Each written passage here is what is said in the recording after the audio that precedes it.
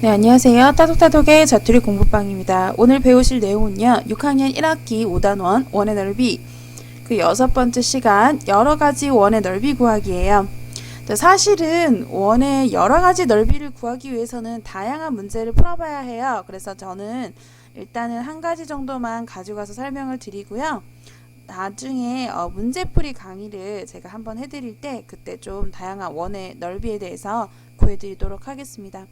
자, 넓이는요, 일단 기본적으로 이 부분에 있는 넓이를 옮겨서 저 부분으로 이렇게 옮겨서 구하시는 게 가능해요. 자, 일단은 여기 그려져 있는 그림부터 먼저 구해드릴게요. 자, 원주율은 3.14라고 한다라고 나와 있어요.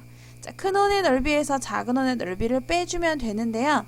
자, 원의 둘레와 원의 넓이 구할 때는 약간 다르게 생각하셔야 돼요. 원의 둘레는요, 자, 이렇게 생긴 색칠된 부분의 원의 둘레를 구하라 라고 한다면 바깥에 있는 원의 둘레만 구하는 것이 아니고 안에 있는 원의 둘레, 원주도 구해서 더하셔야 돼요. 그래야 요 안에 여기 분홍색으로 보라색으로 색칠되어 있는 부분에 그 모든 색칠된 부분의 넓이 원주를 다 구하시는 둘레를 다 구하게 되시는 거기 때문에 안에 있는 비어있는 부분의 원주도 구하셔서 더해 주셔야 돼요. 그런데 이거는 넓이잖아요. 넓이는 여기 색칠된 부분의 넓이만 구하시면 돼요. 그러면 얘가 도너츠 모양처럼 빵 뚫려 있기 때문에 겉에 큰 원의 넓이를 구하셔서 작은 원의 넓이를 빼주시면 되겠죠. 굉장히 쉬운 문제예요. 그래서 큰 원의 넓이, 작은 원의 넓이 헷갈리실 수도 있는데 큰 원의 반지름, 작은 원의 반지름만 잘 기억하시면 돼요. 자, 요 큰 원은요, 반지름을 간혹 가다가 여기 3cm만 생각하는 친구들이 있는데요. 이 큰 원은 이 전체 원을 얘기해요. 가운데 뚫려 있는 게 아니라 그냥 동그란 원이라 생각하시고 이 전체 지름을 보셔야 돼요. 전체 지름은 3 더하기 3이니까 6cm가 되겠죠. 전체 지름은 6cm. 네, 그래서 반지름이 6cm인 원의 넓이를 하나 구하시면 되고요. 자, 그리고 여기 하얀색 부분을 빼줘야 되는데요. 하얀색 부분의 반지름은 몇 cm죠?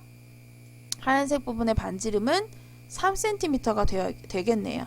이 전체는 6cm, 하얀색 부분의 반지름은 3cm가 돼요. 그래서 우리가 원의 넓이 구하는 공식 다 배웠었죠? 반반 원주율, 반반 원주율. 그래서 큰 원의 넓이는 반반 원주율, 작은 원의 넓이는 반반 원주율 이렇게 구하시면 돼요. 자, 그러면 66에 36이에요. 66 곱하기 66 하는데 이거 12로 계산하는 친구들 간혹 있어요. 자, 이렇게 하면 원의 넓이가 아니라 원주가 나오겠죠. 이렇게 하시면 절대 안 됩니다.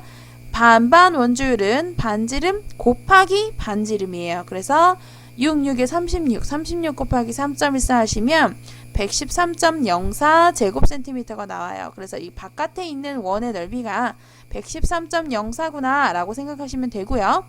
안에 뻥 뚫려 있는 유분의 넓이 구해서 빼줘야 되겠죠? 작은 원의 넓이는 반반 원주율 똑같아요. 9 곱하기 3.14는 28.26. 그래서 넓이 단위 제곱센티미터 붙어서 28.26 제곱센티미터고요.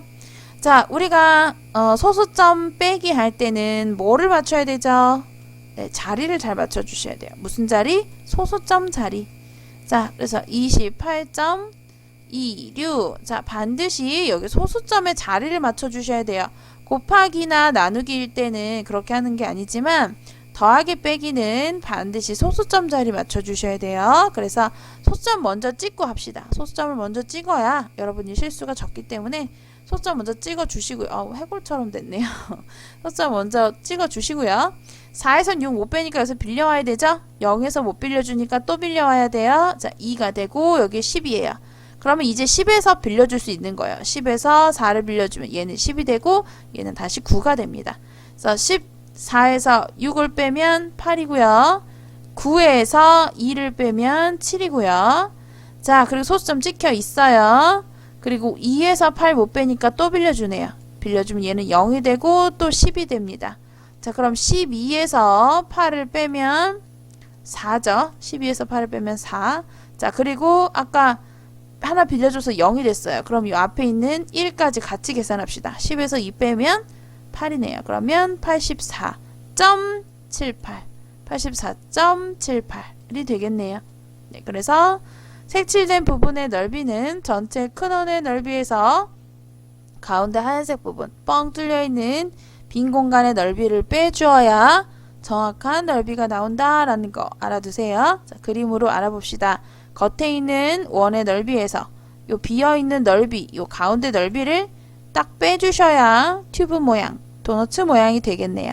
자, 보통 요런 문제 많이 나오고요. 아니면 뭐 이런 사각형 안에서 원에 이렇게 뭐 이런 문제도 나올 수 있어요. 예를 들어서 요렇게 생긴 원이 요런 식으로 이렇게 자, 이렇게 그림이 그려져 있고요.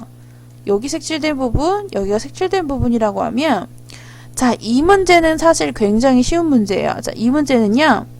여기에 있는 이쪽 부분의 넓이를 이쪽으로 옮겨 오시면 돼요. 자, 이렇게 옮겨오면 어떻게 되죠?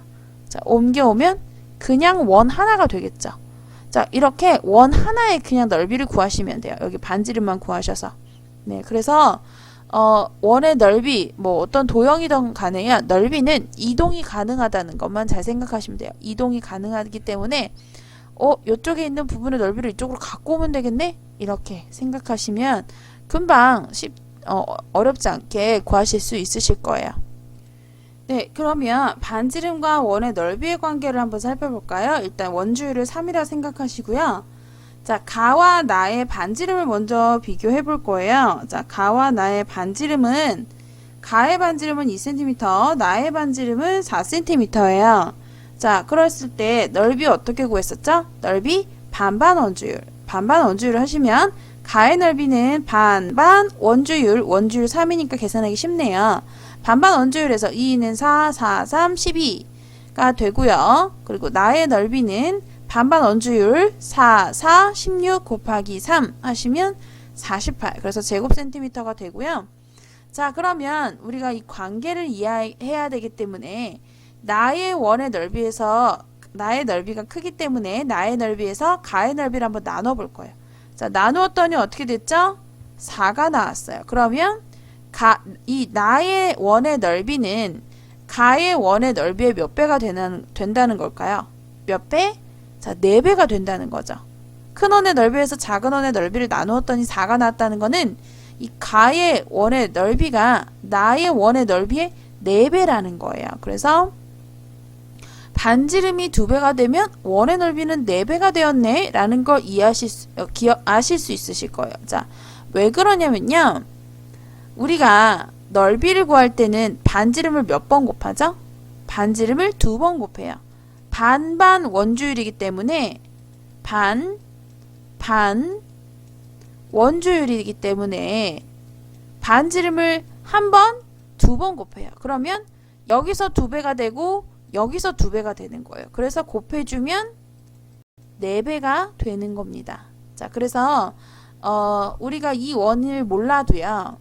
뭐 예를 들어서 반지름이 2cm인 원의 넓이가 12일 때 반지름이 뭐 6cm인 원의 넓이는 어떻게 구하는가?